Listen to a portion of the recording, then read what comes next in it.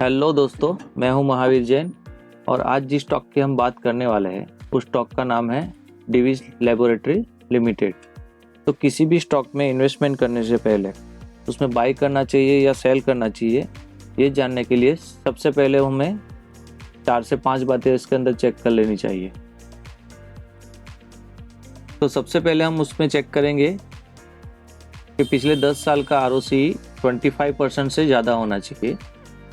Number 2, उसका current ROC पिछले 10 साल के आरओसी से ज़्यादा होना चाहिए। तीसरी कंडीशन है उसका करंट मार्केट प्राइस उसके पिछले 200 दिन के डेली मूविंग एवरेज से कम होना चाहिए। चौथा, हम उसके म्यूचुअल फंड होल्डिंग को भी चेक करेंगे ताकि हमको ये पता चले कि म्यूचुअल फंड इसमें अपनी बाइंग कर रहा है या सेलिंग कर रहा है। उसके बाद हम उसके फंडामेंटल्स चेक करेंगे जिसके अंदर हम उसकी प्रोमोटर की होल्डिंग चेक करेंगे, उसके क्वार्टरली और ईयरली नेट प्रॉफिट और नेट सेल को चेक करेंगे। और इतने सारे फंडामेंटल चेक करने के बाद हमको ये पता चलेगा कि ये कंपनी अभी भी खरीदने लायक है या नहीं है।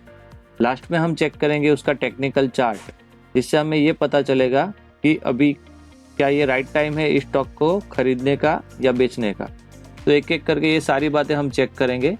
तो सबसे पहले हम चेक करते हैं इसका पिछले 10 साल का आरओसी 25% से ज़्यादा है या नहीं।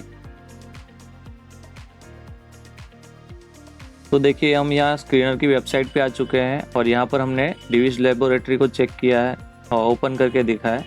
तो यहाँ पीयर कंपैरिजन में हम चेक जाके करेंगे उसका पिछले 10 साल का आरओसी ये वाली रो में हमको दिखाई दे रहा है। ये देखिए, अपने सेक्टर की मार्केट कैपिटलाइजेशन के हिसाब से सबसे टॉप वाली कंपनी डिवीज लेबोरेटरी है और उसका पिछले 10 साल का आरओसी 29.61% है।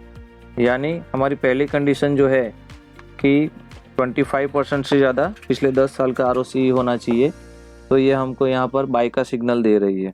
सेकेंड नंबर हम ये चेक करेंगे इसका करंट आरओसी पिछले 10 साल के आरओसी से ज़्यादा होना चाहिए। तो ये वाली रो जो है वो इसके करंट आरओसी की है। वहाँ पर हमको पता चल रहा है कि इसका करंट आरओसी 32% का है, यानी पिछले 10 साल से ज़्यादा है। यानी हमारी सेकेंड कंडीशन भी हमको ये बता रही है कि इसका बाइंग सिग्नल हमको दे रही है।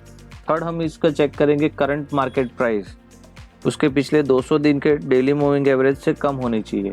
तो यहाँ पर सबसे पहले करंट मार्केट प्राइस है, उसके बाजू में है वो 200 डेली मूविंग एवरेज है। तो पिछले 200 दिन का डेली मूविंग एवरेज है 4480 के आसपास और उसका करंट मार्केट प्राइस है 4108 के आसपास। यानी करंट मार्केट प्राइस भी 200 डीएमए से नीचे है। यानी हमारी थर्ड कंडीशन भी हमको यहाँ पर बाई का सिग्नल दे रही है। चौथा, हम चेक करेंगे इसकी म्यूचुअल फंड होल्डिंग को कि म्यूचुअल फंड इसके अंदर अपनी होल्डिंग बढ़ा रहा है या कम कर रहा है।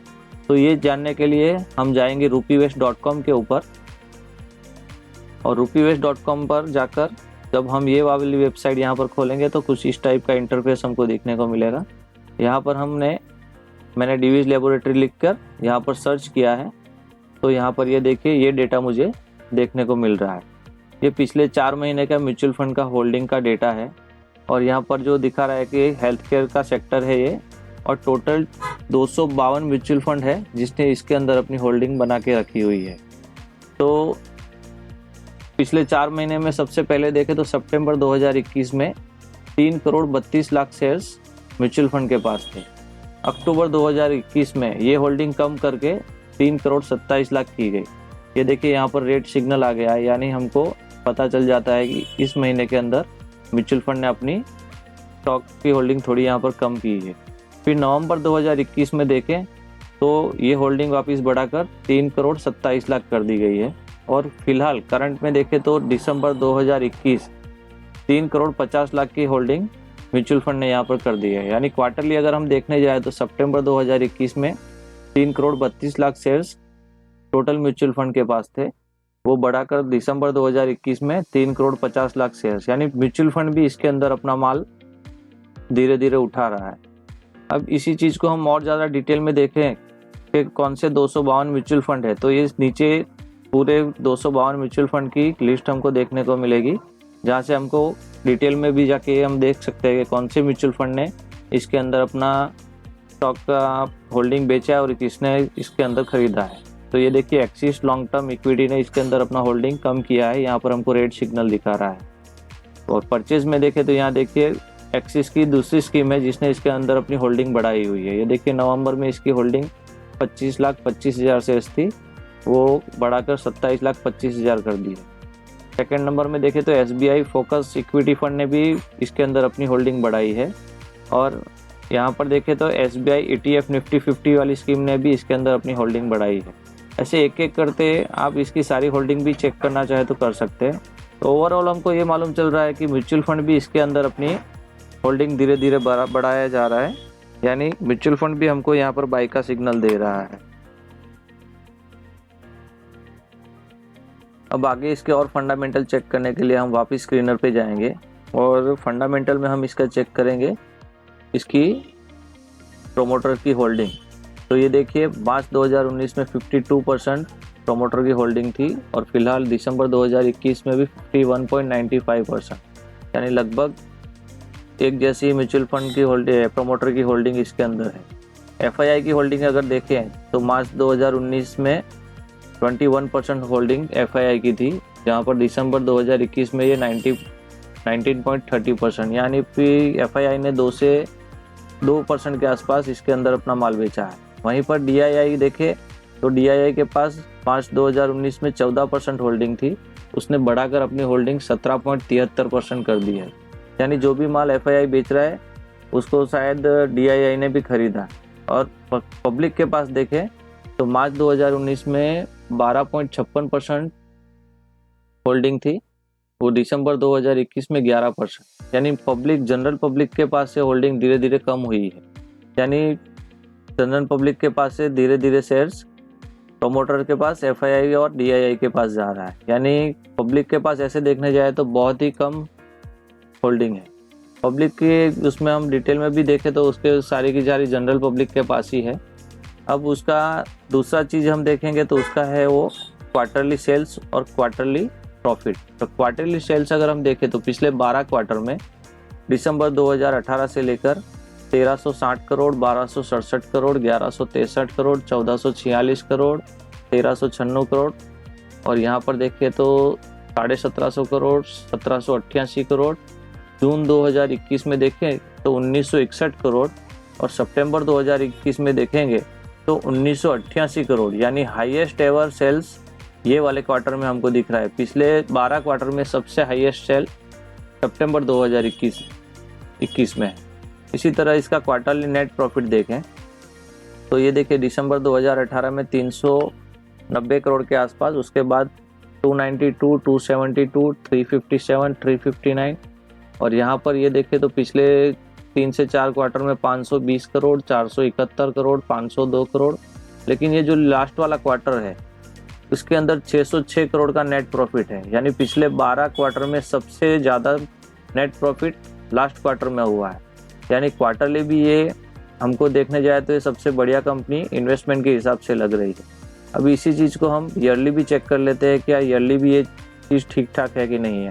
तो ये देखिए मार्च 2010 में सेल्स था ईयरली 942 करोड़ और अभी देखने जाए मार्च 2021 में, यानी बराबर 10 साल, तो 6,969 करोड़, यानी लगभग 7,000 करोड़ के आसपास मार्च 2021 में सेलिंग हुई है। अब सेलिंग में कितना बड़ा डिफरेंस है वो हम खुद देख सकते हैं। और पिछले 12 महीनों की बात करें तो अभी से लेके ठीक पिछले 12 महीनों में ये सेलिंग और बढ़ के 7,438 करोड़ तक पहुंच चुकी है। इसी तरह अगर नेट प्रॉफिट हम ईयरली देखें तो 2010 में जहां पर 340 करोड़ का प्रॉफिट था वो बढ़ते बढ़ते 429 करोड़, 533 करोड़, उसके बाद यहाँ पर 773, 852, 1126, 1060, 1353 और लास्ट मार्च 2021 में 1984 करोड़ का प्रॉफिट, जो कि सबसे हाईएस्ट एवर है पिछले 10 साल के अंदर, जो कि कंपनी ने हमको दिया है। और पिछले ठीक 1 साल का देखें तो 2136 करोड़, यानी ये भी हाईएस्ट एवर नेट प्रॉफिट है। यानी जैसे जैसे कंपनी का सेल्स बढ़ रहा है वैसे वैसे कंपनी का नेट प्रॉफिट भी बढ़ रहा है। तो ये भी एक बहुत ही अच्छा बाइंग का सिग्नल है कि ये कंपनी फंडामेंटली बहुत ही बढ़िया और बहुत ही स्ट्रांग है। तो यहाँ पर भी ये हमको बाई का सिग्नल दे रहा है। अब लास्ट में हमको चेक करना होगा इसका टेक्निकल चार्ट कि क्या एकदम राइट टाइम है इन्वेस्टमेंट करने का। तो यहाँ पर देखिए ये मैंने डेली चार्ट ओपन कर लिया है और यहाँ पर अगर हम देखें तो पिछले 1 साल का चार्ट अगर हम देखें तो पिछले 1 साल में कितनी बार 200 डीए में टच करके ये कंपनी ऊपर आई है, तो सिर्फ एक ही बार इसने 200 डीए में टच किया था। और इसका लॉन्ग टर्म का चार्ट हम देखेंगे तो हमको आइडिया आ जाएगा पूरा कि ये कंपनी किस तरह ग्रोथ कर रही है। तो ये है ना, ये इसका पूरा ईयरली चार्ट है। ये देखिए 2005-06 से लेके 2022 तक ये कंपनी एक जैसे ग्रोथ कर रही है, यानी ये कंपनी हमेशा ऊपर ही गई है। अब इसी चीज को हम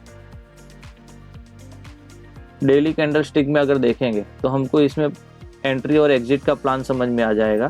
तो पिछले 1 साल में देखें तो यहाँ पर इसने अपना 200 डीए में टच किया था और उससे पहले उसका हाई ये था।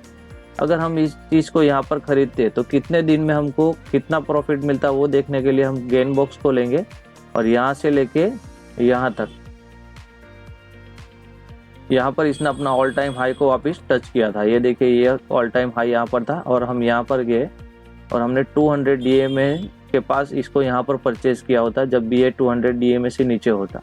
तो यहाँ पर ये दिख रहा है हमको 39 डेज के अंदर 22.95 यानी 23% का रिटर्न सिर्फ 40 दिन के आसपास में इसने हमको दिया हुआ। उसके बाद कंपनी फिलहाल वापस 200 डीए में से नीचे आई हुई। लेकिन अभी इसी चार्ट को हम और पिछले साल में जाके देखेंगे तो हमको और ज़्यादा डिटेल में आइडिया आएगा कि ऐसा वापस पहले कब हुआ था। तो ये देखिए इससे पहले ये कंपनी वापस यहाँ पर 200 डीए में इसने हमको टच करके दिया था और इसका ऑल टाइम हाई तब ये था। तो गेन बॉक्स से वापस हम जाके चेक करेंगे और इसको यहाँ 200 डीए में से अगर हमने लिया और इसके ऑल टाइम हाई तक अगर देखें तो ये यहाँ पर था। तो कंपनी ने 20 दिन के अंदर 30% का रिटर्न हमको दिया हुआ है। अभी 20 दिन के अंदर 30% का प्रॉफिट बहुत ही अच्छा माना जाएगा, ये किसी मल्टी बैगर से कम नहीं है। उससे पहले अगर हम देखने जाए तो यहाँ पर इसका ऑल टाइम हाई था और यहाँ पर ये कंपनी ने 200 डीएमए को टच किया था। फिर यहाँ से लेके लगातार यहाँ तक ये कंपनी बार बार नीचे आई थी, लेकिन फिर उसने वापस यहाँ पर इसने अपना ऑल टाइम हाई बना लिया था। तो इसको भी एक बार लॉन्ग टर्म में हम देख लेते हैं कि यहाँ पर अगर हमने इस चीज़ को बाई किया होता और यहाँ से लेके यहाँ तक जब इसने वापस अपना ऑल टाइम हाई तोड़ा तो वो 134 दिन का हो गया था और 134 दिन में इसने अपने को 18% का रिटर्न दिया था। अब ऐसे देखने जाए तो 134 दिन के अंदर 18% रिटर्न भी कोई छोटी बात नहीं है, और वो भी ऐसी अच्छी और मल्टी बैगर कंपनी और वो भी एक लार्ज कैप कंपनी जहाँ पर हमको अच्छा रिटर्न इतने कम टाइम में मिल रहा है। और अगर हम देखें तो और डिटेल में जाएंगे और पीछे जाएंगे तो यहाँ पर देखिए एक बार ये मौका हमको मिला था, ये 200 डीएम है और ऑल टाइम हाई इसने हमको यहीं पर टच करके दे दिया था। तो इसके भी हम एक बार गेन बॉक्स में जाके चेक करेंगे तो यहाँ से लेके यहाँ तक, तो ये देखिए 63 डेज 63 दिन के अंदर इसने हमको 21% का प्रॉफिट दिया था। तो अभी हम देख सकते हैं कि कंपनी लगातार 200 डीएमए के पास आती है और लेकिन उसके बाद अपने ऑल टाइम हाई को वापस तुरंत ही छू जाती है और अच्छे से अच्छा प्रॉफिट हमको बना के देती है। तो टेक्निकली भी ये चार्ट हमको बाइंग सिग्नल फिलहाल दे रहा है कि अगर हम इस पॉइंट पे इसके अंदर इन्वेस्ट करेंगे तो हमें कितना % प्रॉफिट मिलेगा। तो इसका जो ऑल टाइम हाई है वो वहाँ तक अगर हम इसको ले जाके देखेंगे तो करंट प्राइस इसका ये है और यहाँ से लेकर अगर हम यहाँ तक का एरो बनाएंगे तो इसके ऑल टाइम हाई तक ये अपने को 32% प्रॉफिट बता रही है।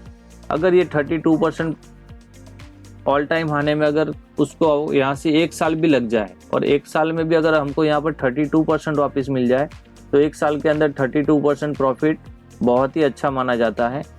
तो इसी तरह की ग्रेट कंपनी में हम इन्वेस्टमेंट करके अच्छे से पैसा बना सकते हैं। तो मेरे ख्याल से ये कंपनी इन्वेस्टमेंट करने के लिए एकदम अच्छी है और आप इसमें आराम से अपना इन्वेस्टमेंट इस टाइम पर कर सकते हैं।